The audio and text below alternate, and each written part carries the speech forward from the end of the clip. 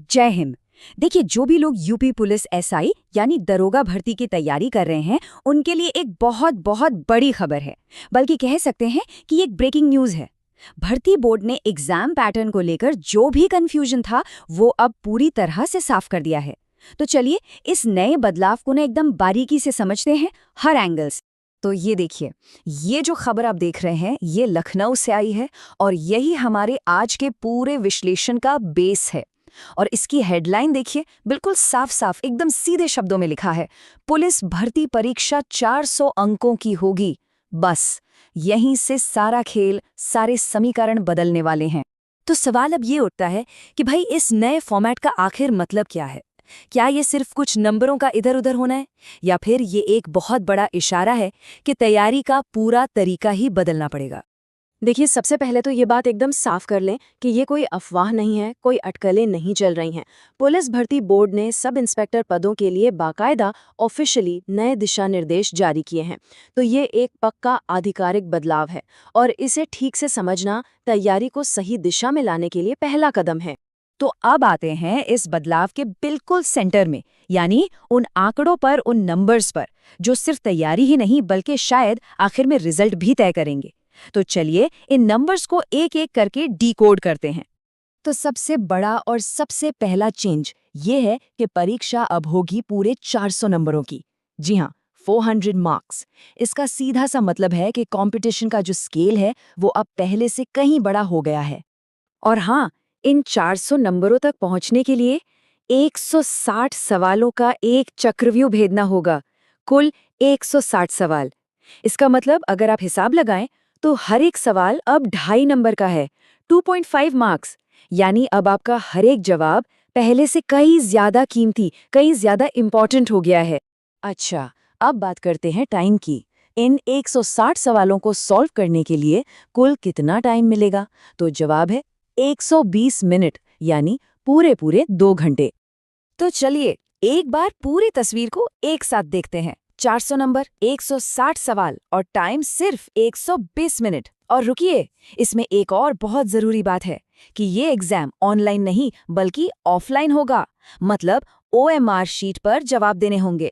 ठीक है, तो अब जब ये सारे नंबर हमारे सामने एकदम क्लियर हैं, तो इनसे जो दो सबसे बड़ी चुनौतियां सामने आ रही हैं, उनको समझते हैं।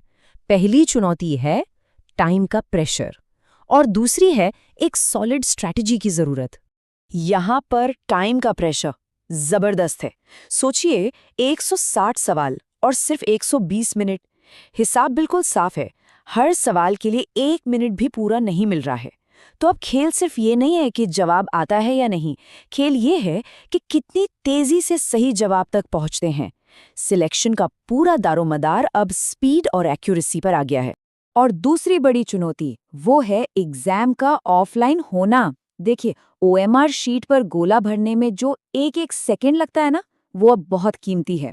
कई बार ऐसा होता है कि कैंडिडेट्स को जवाब तो पता होता है, लेकिन गोला भरने में या तो गलती कर देते हैं या फिर बहुत ज्यादा टाइम लगा देते हैं।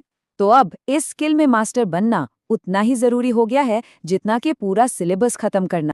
चलिए अब ये भी देख लेते हैं कि इन 160 सवालों में आखिर पूछा क्या क्या जाएगा। अच्छी बात यह है कि भर्ती बोर्ड ने सिलेबस के जो मेन सब्जेक्ट्स हैं उनके बारे में भी बता दिया है। तो ये पूरा एग्जाम जो है वो 4 मेन पिलर्स पर टिका होगा।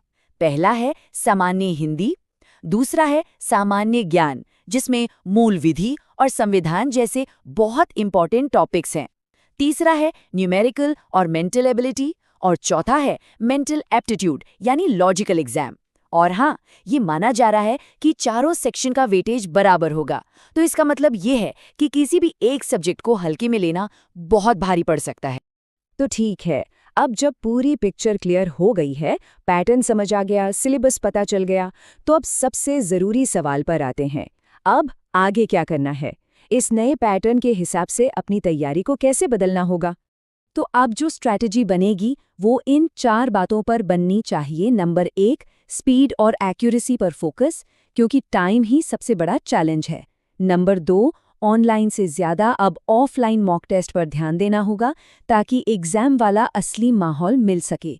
नंबर 3, OMR शीट भरने की खूब प्रैक्टिस करनी होगी, क्योंकि यहाँ बचाया गया एक एक सेकंड आपकी रैंक को ऊपर नीचे कर सकता है। और नंबर 4, बैलेंस्ड तैयारी, क्योंकि जब हर सेक्शन बराबर का है तो किसी को भी छोड़ा नहीं जा सकता। तो अब सच में कमर कसने का टाइम आ गया है। लक्ष्य 400 नंबरों का है, जो कि बड़ा है, और इसे हासिल करने के लिए टाइम वाकई बहुत कम है। अपनी स्ट्रैटेजी को आज से बल्कि अभी से बदलने की जरूरत है। और आखिर में ये एक सवाल है जो हर कैंडिडेट को खुद से पूछना होगा कि इस नई और बड़ी चुनौती से निपटने के लिए उनकी पर्सनल स्ट्रैटेजी क्या होगी। इस पर सोचना शुरू कर दीजिए, क्योंकि दिन के आखिर में सही स्ट्रैटेजी ही ये तय करेगी कि कौन जीतता है और कौन पीछे रह जाता है।